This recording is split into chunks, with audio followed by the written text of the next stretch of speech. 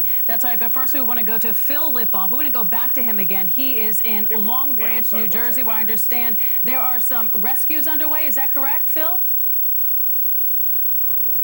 Well, yeah, firefighter just went in and helped Pam Mundell get out of her house. Pam, let me ask you, you've lived here since when? 2007. Okay, and you've been in the house all day. The decision to leave now. Yeah, everything was fine up until the basement just started filling up, and the sump pump really wasn't keeping up. So everything on the other floors are fine. We had a generator going, which was keeping up with everything, but now it's just coming a little too quickly. So we just decided it's time to go. And so, what's your plan now? Go to my mother's house. She lives in Ocean Township, so she's fine. I talked to her on the phone, and we're on our way there. Okay, and you had a bird, and you just grabbed what you could get. You had your pet. I had already everything pre-planned. Like I had stuff in the car. My Trailblazers up the road. Just tell me briefly. You know that your neighbors are in here. There are some of your neighbors in here. Yeah, they're riding it out. They're gonna try to ride it out. Yep. Okay, Pam. Good luck. All right, thank you. Good luck. Be safe. I just wanted to bring that to you because that is one person that has decided to get out of the house now, and we're gonna try to talk to the police about what they're gonna do with everybody else in these houses, because there are still a lot of her neighbors in these houses, and as you heard, her basement's filling up, and no doubt everybody else's is as well. Bill Shadday. A lot of people there are stuck. It's too late now. It is too late, and you saw that water. You were the one that showed that water. Phil got his cameraman to pan over. Phil Lipoff in Long Branch. Thank you, Phil. We want to get to Lee Goldberg. He's been tracking the storm. And Lee, where are we now? We're in the height of this high tide, and the high tide hasn't even... Yeah, I think before we go to Lee, we're actually going to take a look at these live pictures from the Brooklyn Battery Tunnel, where you can see that water just rushed in there in that area. Governor Cuomo is there right now with ABC's Juju Chang, who's reporting for Nightline tonight, and you can see that the water is just, the East River is just emptied into the Brooklyn Battery Tunnel. There was a reason that they closed this thing so many hours ago, and we're seeing it right there. Good reason indeed. Well, now let's go to meteorologist Lee Goldberg for the latest. And Lee, this is the problem everywhere right now. It is truly stunning to see what this storm has done to this mighty city. Basically, the tri-state area is enduring a natural disaster of the likes we have never seen around here. We're reaching levels with this water that has not been reached in over 200 years, and in fact exceeding that. We broke the record level at the Battery, which is just above 11 feet. That was back in 1821. We're now closing in on about 13.74 feet. High tide occurred a little while ago, so we should peak here. But it's going to be tough for that water to go out as our winds continue. I mean, this is what South Street Seaport looks like. We've got water everywhere. The East River is rushing down First Avenue. We've seen water come into Chelsea from the Hudson, I mean, on the West Side Highway. It's just remarkable. The last hour, really the last two, is when our wind gusts have peaked. We're at 71 mile per hour wind gusts at LaGuardia. We'll have to see. I believe this should be flooding in this type of situation, which should go into the runway at LaGuardia Airport. And then you see these winds in the Hudson Valley, 61 miles an hour. So it was a bit of a late bloomer for the Hudson Valley, but now you have seen just big-time winds and knocked out power in parts of northern Westchester and Putnam, Rockland County. Lots of trees down there. Of course, we've got all the flooding going into Raritan Bay. We'll talk about surge in a moment. And then all through central New Jersey right now, whether we're in parts of Morristown or Dover and then down through Somerville, all types of power outages here and water. It's not about that inland flooding. It's not about river rises. We have not seen prolific rainfall amounts. What we've seen is wind, and we've seen surge. That's been the big problem, and obviously it'll be remembered for the big surge and this particular high tide cycle. And by the way, we still have to go through another one 12 hours from now that will still be very severe. This model has worked quite well when we're looking at the wind field because it really honed in on the extra surge of wind that happened right now. And you notice that by some of the reds and purples just along the coastline. So what we're looking for is to not see that anymore, and notice how it's diminishing that quite a bit at around midnight as the storm moves inland. Right now, it's about 15 miles to the northwest of Atlantic City, moving at 21 miles an hour. So it is moving away. This may be a little optimistic in terms of improvement, but I think by 1 or 2 in the morning, we'll see a drop-off of definitely the peak winds, and then it'll be just a gradual process overnight. And when you wake up, the winds won't be as bad, especially inland. I mean, these are sustained winds, should be fairly light, yet we'll still see some gusts that could go in maybe 35 to 50 miles an hour right along the immediate coastline. This is what Sandy looks like right now. Kind of a different look to the storm right now. It doesn't look as much as a tropical storm, and you can actually see some of the clearing that went over Atlantic City with some of the light winds. But now it's looking a little bit more like a nor'easter as it moves inland and starts dropping just prolific rainfall on parts of the Appalachians and some snows in the higher elevations. But boy, that storm just teamed up with that front off to the west, and they had quite the perfect union and just created this powerhouse that has inundated the entire area with water. But rain, again, will not be the story going forward. We'll continue to have gusty winds and showery conditions, and then the surge will continue. Jeff Smith's going to talk about it. We're in this high tide cycle now, and Jeff, we still haven't seen the sound, which is still a few hours away. Right, the sound high tide comes up at midnight. We're talking places like Stamford, Connecticut, Mamaroneck in southern Westchester County. The Battery, again, that 8:53 tide, so it's already happened, the high tide. Now, what Lee and I were talking about earlier, how fast can the tide even go out when you have these winds continuing to pile the water on shore? So I wouldn't expect the tide to lower very quickly. And in fact, even in the past few minutes after the official high tide time, the tide kept rising a little bit. The rate that it was rising at was slowing down a bit, but it was rising nonetheless. So it should start to slow down a little bit. It should start to recede very gradually during the overnight hours. Jamaica Bay, a 9 p.m. high tide, so that's already passed. Kings Point and Stamford, these are the areas on western Long Island Sound expecting major flooding around midnight tonight. So you can add a few feet onto the water levels that we saw earlier today during the morning high tide. In the high tide times at Sandy Hook, New Jersey, they already broke a record. They smashed a record there. That was at 8:22. Very slow recession of the water there. Seaside Heights, New Jersey, a 7:52 high tide, so that's already passed. Major flooding, and you saw Phil Lipoff down in that area, and the pictures just tell the story better than anything. Check out some of the latest storm reports, and we keep getting these reports. Every hour we're getting new storm reports into the AccuWeather Center. This one here, FDNY Engine 206 headquarters being evacuated with boats in Brooklyn at 8:12. Water 3 feet deep in 4 New York Plaza and 6 feet deep outside of 4 New York Plaza in Lower Manhattan. That was as of 8:45, right around that high tide time. The Brooklyn Battery Tunnel, we just saw the pictures from that. Estimated 2 to 3 feet of water from the pictures there. And Lee, exactly like you were saying earlier, water covering runway intersection at LaGuardia Airport as of 8:30. And that will probably get worse because of that western Long Island Sound stuff. So through midnight, we'll have water piling onto LaGuardia Airport. Look at some of these wind reports. A tree blown through 2 homes on Walnut Street in central Islip. That's as of 8:10. Many snapped and uprooted trees, power lines down in Waldwick in northern parts of Bergen County, New Jersey. So even well inland, you head up a little bit in elevation, and you can match some of the wind gusts that we've seen along the coast. And Lee, you have to wonder, is this what the hurricane of 1938 felt like, except this one we knew about a week in advance? You have to wonder with the pressure and the intensity and the surge.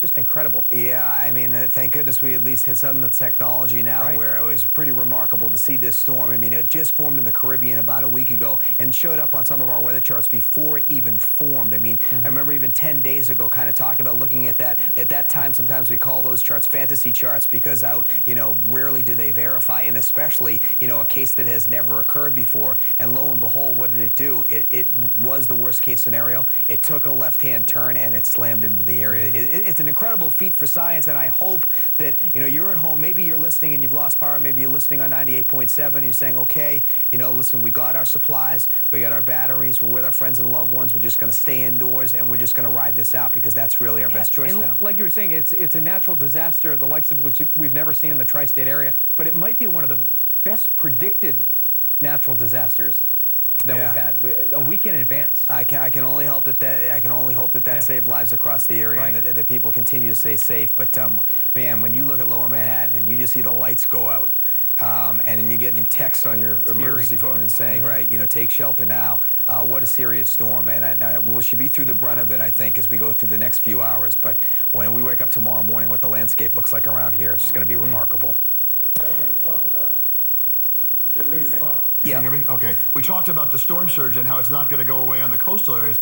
How about the storm surge on the Hudson and East Rivers? Yeah, are we going to get that? Yes, no, the record levels are predicted at Poughkeepsie, and so that Hudson water level is rising. I mean, sometimes, there's some salt content that goes all the way up there. Jeff, you can also speak to this as well, because you were talking about sort of the layout of the Hudson up there. Well, yeah, I mean, if you go to the Hudson River, even all the way up to Albany, you're at sea level, basically. Right. So they are affected by the tides in Albany. I'm sure Albany tonight has a higher than normal tide. It's not devastating like it is down here, but it's a higher tide, and it's basically an estuary up to Poughkeepsie. Like you were saying, you have salt water up to Poughkeepsie, where they're expecting record flooding. Good explanation. And flooding up to Haverstraw as well. Yeah. Okay, Lee and Jeff, thank you so much. And of course, we'll be checking back in with you. We do have some new information. ABC News is reporting that the number of deaths attributed to Sandy has increased in New York to 5. Apparently, there have been 5 deaths in the state, 3 children in Westchester County, 1 death in Ulster County, and 1 death in Queens. And we get the details of that. We will get them to you. We want to return to our Diana Williams. She is on the west side of Manhattan. She was last in Chelsea, where the Hudson has breached. We have a big delay with her, and we're going to try to coordinate this. Yeah, Phil and Sade, I'm really sad to hear about these 5 deaths. It's very sad to hear that news. I just want you to know that we are out here right now at Christopher and Washington, where they are desperate. We are about 30 feet from the Hudson River. And Mika, I know you've been out here, you've been in your apartment, and then you came out here because you saw the surge happening and the water coming up. And so why are you putting these sandbags here? There's a real purpose for this, right? Well, to protect the electricity downstairs and the power downstairs, and also to protect the cars that are in the garage. And for folks watching, you don't have power right now, but you're trying to protect. That's what they told me, yeah. So I don't know. I'm just doing bags because they said it will help protect things. Because you're trying to protect the power boxes and all the electrical unit downstairs. The Verizon box, the power boxes, all the electrical stuff, so that it doesn't get damaged and it can come back on when they're ready to do it. When they're ready to turn everything back on. Now you see the Hudson literally 30 feet from us here. You've been watching it come up? Well, I came out to walk the dog about 6, and it was just right up on the pier, and then so from 6 until I have no idea what time it is now. Gosh, how far has it come? A lot. Where those dozens of feet. Right, and where those people are standing is pretty much the edge of the water, right? Yeah, exactly. Yeah, exactly. And we actually saw somebody try to drive through it a while ago. Yeah. Stupidity. Do not drive through. You can't do it. Where are you going to go? Like you're going to go walk? You're going to go on the West Side Highway? No, you're not going to go on the West Side Highway. It's stupid. Because the West Side Highway is covered in water right now. Called flooded. The West Side Highway is flooded. When did the lights go out here? Probably a half hour ago. Well, it started dimming, and then a half hour ago it was totally gone. So you were having some brownouts? Yeah. And what are you guys planning to do for the rest of the evening? If I can relax, I'm going to go to sleep. There's nothing we can do. Do you think you can relax? I mean, I'm looking at this. I've never seen anything like this before. I know you're thinking the same thing. Yeah, it's probably I mean, there's not a whole lot. We can't watch you on TV upstairs, so we'll just hang out and see what we can do. Okay, you can listen to us on a portable radio. Yeah, we've got our radio upstairs, and we have our flashlights, and we have our candles, so we're all good. Good. So you listen to everything we told you. I'm so glad, Mika. I'm so glad. Thanks. Be safe. Be careful. I hope this works. Lee has been talking about, another surge maybe 12 hours from now, but I know we're either at or after high tide, I'm hoping at this point. So good luck to you here. Yeah, you too. Thanks, Mika. So just to kind of fill you in, this storm surge, just unprecedented. I mean, what we're seeing down here in this area in all parts of Lower Manhattan is absolutely astounding. When Lee talks about when we see what... We're losing Diana's picture there. Diana's in Chelsea, and she actually was the first one to report that the Hudson had breached. We do have Jeff Pegues, who is in Rockaway Park in Queens for us. Jeffrey? Bill, what an incredible night here.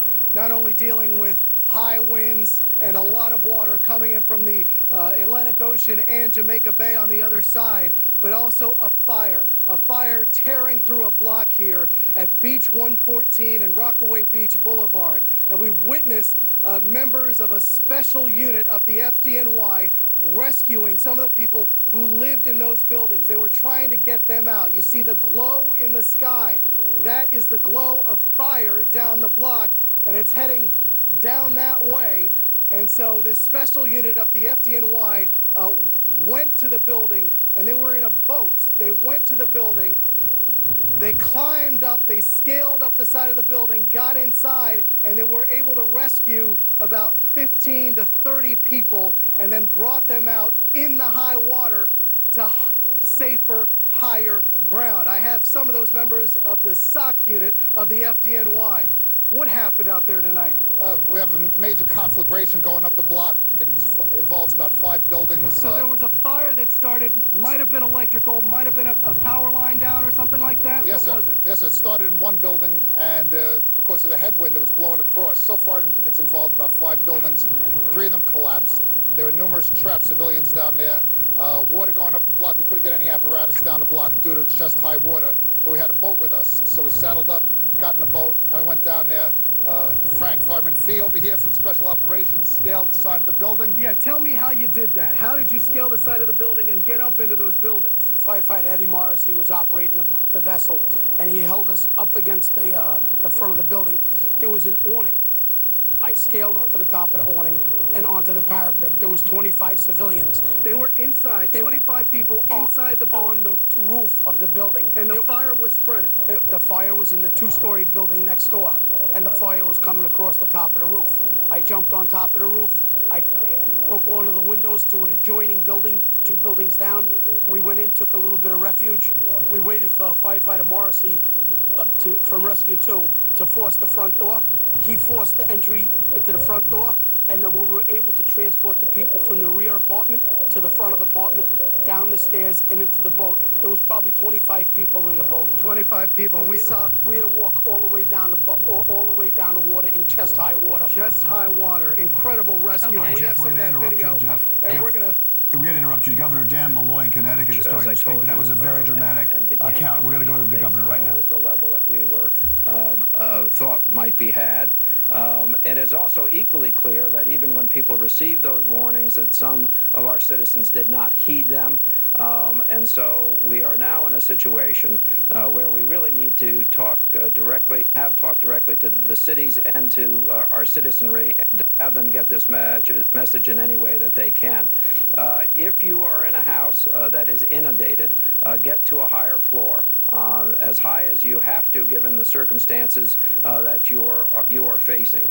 Do not be near a window because there's still a lot of wind and there's nothing much good to see at the moment. And do not leave a dwelling to get into the water, to swim or walk to higher ground. Stay where you are at this time. Do not try to move a car. Do not try to drive through water. Do not try to move out of the water. Stay where you are. Move to a higher level.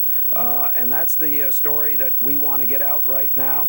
I'll worry later about who should have done what. And what I'm most concerned about right now is the loss of human life and what we can do to prevent it. So you could be of assistance by getting this message out as quickly as possible. We will send it in press release form. We are sending it in press release form to all of the other news agencies. I'll take 1 or 2 questions, and that's it. Yeah, how many people have been trapped by floodwaters? There's no doubt that thousands of people are stranded in dwellings that are within Category 4, which obviously we had asked and have asked for days upon end that citizens leave. So we're talking about thousands of individuals. Are you getting requests for help with evacuations? We are helping with evacuations. One of the outcomes of the call was to dispatch additional assets. But the reality is that based on the preparations that some of the communities did take and others did not, or the adherence to those, that we're talking about thousands of people being trapped by high water. That's why we're taking the occasion to tell people to move to the highest portion of their houses. Last question. And in the darkness and not knowing who is in what houses, the chances of rescuing somebody is extremely remote? Correct. And so therefore that's the whole point of getting to the higher elevation, because you're not going to get out. because your house, frankly, may be surrounded by water. Right. Unless there's someone with the appropriate equipment there to assist you, our advice is that you get to a higher point of the house, out of the waters, stay away from the windows, and ride this thing out. Do not try to walk through it. Do not try to swim through it. Do not try to move through it. Do not get in your car and drive through water. Last question, I'll let you do it. You're not telling people to leave. You're telling people to just find safety in their home. Let's be very clear. If your house is surrounded by water, your best and safest option right now is to remain in that house and move to a higher level of the house. That's what we're telling people, including if it's a one-level house, potentially moving to the roof of the house. This is a rather Katrina-like warning that we are issuing to people who did not take the advice that was given to them earlier in this crisis. If you're not surrounded by water and you can see higher ground that you can walk to, obviously I'm not telling you to wait until you're surrounded by water, but we have 2 more hours of tide gathering in the farthest reaches of the Sound. And we have communities that we now know are cut off and houses that are cut off. So that's who we're speaking to. We'll get to the rest of it later. Stay away from trees. Can you enlighten us as to what happened from your last briefing? The worst... Sure. That showed you, that informed you that there was this dire situation of thousands of people stranded. We began. Startling. Yes, obviously it is. We began to get, and by the way, that's my estimate. All right, so I mean, I just looking at the potentiality of people who are within level 4 stretches of land. So it is an estimate. I don't want to rise and fall by it, but I suspect we're talking about thousands of individuals who are in harm's way. What we're giving is the best advice to get them through this next 2 hours, 3 hours. That's what we're trying to deliver right now. What happened is the winds picked up. More water was forced into the Sound. We got some very interesting readings from the other side of Long Island, understanding what amount of water had gathered over there. We then did some calculations. That caused me to convene that meeting with the municipalities at 8:15. Get out the advisory that we got out. Get out this advisory. Give this advice. That's what we're doing. What's the tide level you're expecting now? Earlier you said 11 feet was sort of... Let me just say this. We are experiencing 5 to 7 foot seas in the lower portion of Long Island Sound from New Haven on. So if you take that 11 feet and you add 7 feet to it, that's what we're talking about. New Haven West. New Haven West is the most critical. Well, we talked to everybody up through Saybrook, New Haven West, but just the topography. As it gets narrower, you got it. Thank you. Okay, you were just listening to Connecticut Governor Dan Malloy saying thousands of people are now stranded in buildings right now. They are in harm's way. He said if you are in a home surrounded by water, your safest option is to stay put. Simply move to higher ground within your home and do not get near windows. Do not get out and try to swim to another area to be safe. Do not use your car to get to another area. To stay put. He said something that sent chills through, I think, everyone who heard it. This is a Katrina situation with thousands of people stranded. And you know, the image of that, of course, is just absolutely frightening. We want to give you the latest power numbers because they have grown dramatically. There are more than 2 million people in our area without power. And we're going to do it as we look at lower Manhattan, which has gotten darker. If you compare what you saw just even a half hour ago, there is a huge power outage south of 39th Street now throughout Manhattan. That is now, according to Con Ed, 250,000 people in Manhattan are without power right now. In all of New York City, all the 5 boroughs, about 350,000 customers without power. 250,000 customers of those, 2/3 of those, in Manhattan. A significant outage south of 39th Street. We're told it has been caused by flooding into a substation. We are seeing flooding. We're going to bring Lee Goldberg in here as soon as we can. We are seeing flooding like we just never thought we would see with a Category 1 hurricane hitting Manhattan. Well, as Lee makes his way over here and gathers some new information, you know, this is the time, Bill, where people are starting to pull out their generators, certainly in those other outer boroughs, and you've got to remember to keep yourself safe. Here's just some quick tips to keep in mind. Never use a generator inside your home or garage, even if your windows or doors are open. And as the generators run, of course, they emit carbon monoxide. Carbon monoxide is odorless and it is colorless. hazardous, and that carbon monoxide can kill you. We now have Lee Goldberg back with us. Lee, we're going to toss to Lucy Yang in a second. She's in Hoboken. But before we do, we have talked before about what kind of hurricane would cause this kind of damage. And we always talked in more than a Category 1, Category 2, 3, 4. Yes. We actually have a map if the weather computer is available. If that source is available. We've put up the evacuation zone maps because they correspond to the various categories of the hurricane. Do you see right there? Okay, so obviously the red is Zone A, which was evacuated. But if you've heard some reports here, like water to 10th Avenue, that's in the orange area there, if you look on the west side. So at least Zone B, a Category 2. And now we've seen parts of lower Manhattan flooded. That is more, that corresponds really to Zone C. So in some cases, we're seeing Category 3 flooding, and that does correspond to more of a 12-foot storm surge. We've seen nearly a 14-foot storm surge in the Battery right now, smashing a record that was, you know, from 1821. So, yeah, I mean, the type of damage that this is doing is, you know, it corresponds to a Category 3 hurricane. When are we going to be able to see things start to simmer down a bit? Well, in terms of the wind gusts, we're still seeing 70-mile-per-hour wind gusts. So I think we have to wait till midnight to see them start to drop off. Unfortunately, I don't think we're going to see enough improvement and enough recession of the water until the next high, through the next high tide cycle tomorrow morning. So we're going to have to go through one very severe high tide cycle tomorrow morning, and then we'll start to see improvement during the middle of the day. We're going to go to Lucy Yang first, but really quickly, just gut feeling. Worse than you thought it would be? I thought it was capable of this, but to see it actually come to fruition, yeah, I mean, it's so extreme. Yeah, it really is. Okay. Lee, thank you. We'll get back to you in a few minutes. Lucy Yang now in Hoboken, where we saw some flooding earlier tonight. Lucy?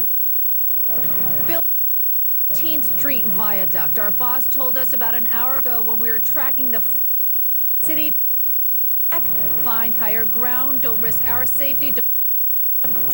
Dying out. So we found higher ground here in Hoboken on this 14th Street Viaduct, and the below me is incredible in terms of the amount of damage caused by flooding. My photographer Dave Alter is going to pan over. In doing so, he's going to have to change the light here, boost up his gain. It's not going to look pretty for a second.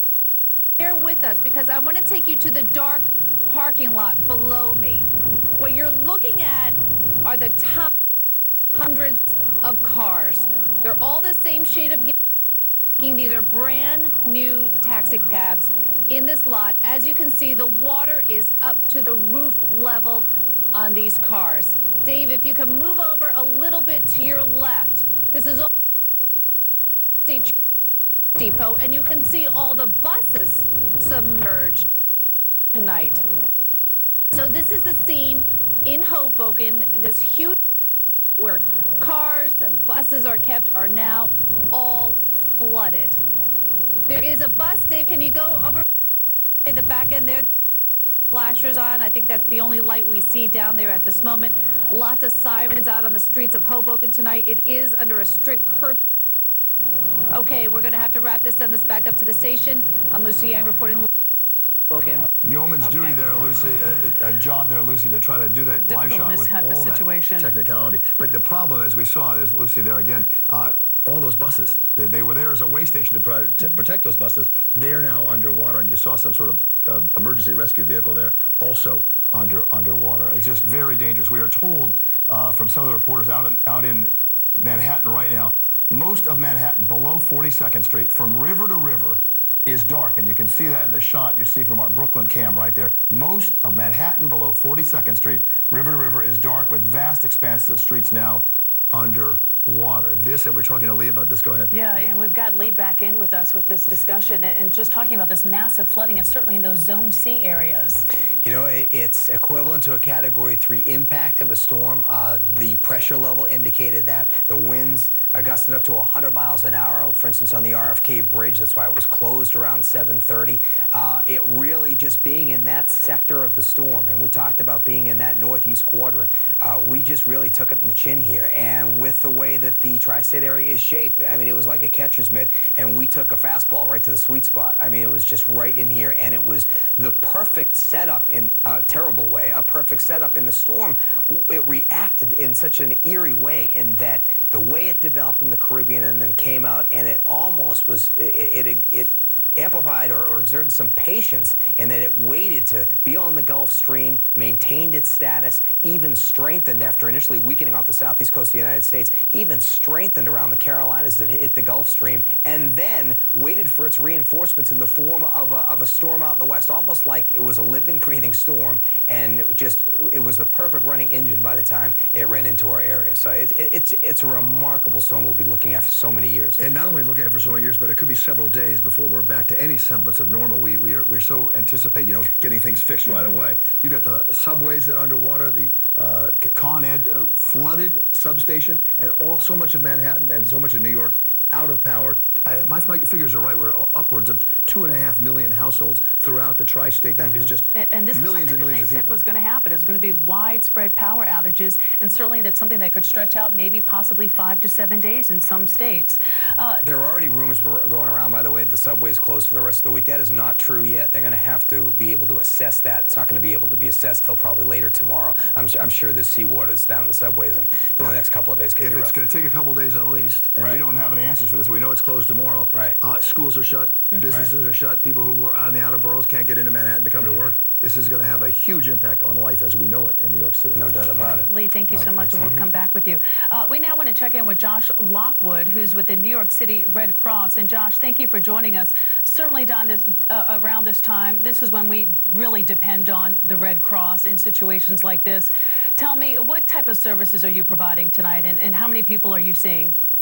Sure, thank you. So the Red Cross is engaging thousands of people up and down the eastern seaboard, and here in the greater New York area, we have almost 2,000 people in shelters, about 25 shelters in and around New York City, and we're working closely with our government partners to make sure that folks who are facing mandatory evacuation are able to be safely sheltered at these locations. We expect that number to grow, the number of shelters, over the next day, and as the sun comes up and more people find they have to leave their homes.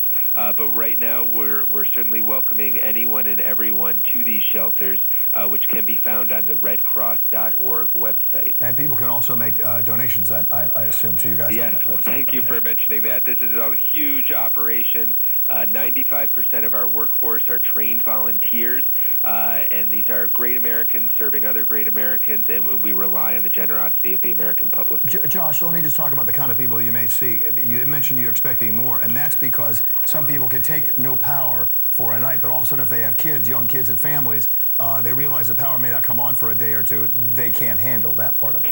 That's right. That's right. As much as we stress preparedness, we know that not everyone is prepared for a long haul that they might have to be without power, and so that's why it's so important that these shelters are in place. Hopefully, folks did make some preparations in advance. Because that's a key part of the program, but we're going into a point now where that time has passed for preparedness. So what the Red Cross will be doing post-landfall in the coming week is really going out with our disaster assessment teams and our response vehicles and delivering supplies to folks who need them and who've been affected by this tremendous storm. Yeah, Josh, and if you can elaborate a little further on that, you know, as we're talking about all these mass power outages, you know, people may run out of things that are in their own refrigerator. Things will begin to go bad. They may not be able to get to where they need to. Can you walk us through and how you were able to help a family? Sure. Well, what the Red Cross will be doing, in I have to say, in close partnership with government agencies and towns throughout the region, is going out into communities, assessing what the needs are, and then delivering those supplies as needed to as many people as we possibly can. Right now, in the evening, in the dark right now, it's a little hard to see exactly what those needs will be, but again, we are deploying disaster responders from around the nation to come to this area to respond to this emergency. Okay. Okay, Josh Lockwood with the New York City American Red Cross, thank you so much for joining us. And go to the American Red Cross website if you want to donate, or if you need help, look them up there as we look. Josh, thank you for that. As we look at Lower Manhattan, dark. That is the Brooklyn Bridge on the bottom right, building with a red light on top of Brooklyn, but much of Lower Manhattan in the dark, south of 42nd Street, river to river, substation at Con Ed, flooded, we're told. You see some flashes in the background, and there are some transformers that apparently are having some issues. Water also pouring in from the East River heading west and from the Hudson River heading east, and we're having a lot of issues with water and with power outages. Well, we, of course, are still getting in so much video, so many new pictures from across the tri-state. Josh Einiger is in the newsroom with a lot of those pictures. What do you have for us, Josh? Sade, and you know, Bill, you were just talking about the water flooding in from the East River. We're going to go right to our first picture, and let's sit on this for a second because I want you to really get a sense for what we're looking at. This is the FDR Drive. I think that's the Houston Street overpass to the FDR Drive. That would be heading probably southbound because that's the Williamsburg Bridge is north of the Manhattan Bridge. So that's what you're looking at. Those overpasses are maybe 11, 13, maybe 14 feet high. The roadway is almost entirely flooded. That is something that I certainly have never seen before, and I was born and raised in this town, and I don't think anyone who's watching really has seen that either. This is really astonishing to see something like this. This was tweeted in by a viewer. We do have other things to show you. This was tweeted out by the Port Authority, another kind of astonishing thing to look at. This is the Brooklyn Battery Tunnel. This was a couple of hours ago also. It's not really clear to me from looking at this just how deep that water is, but it probably is deeper now than it was when the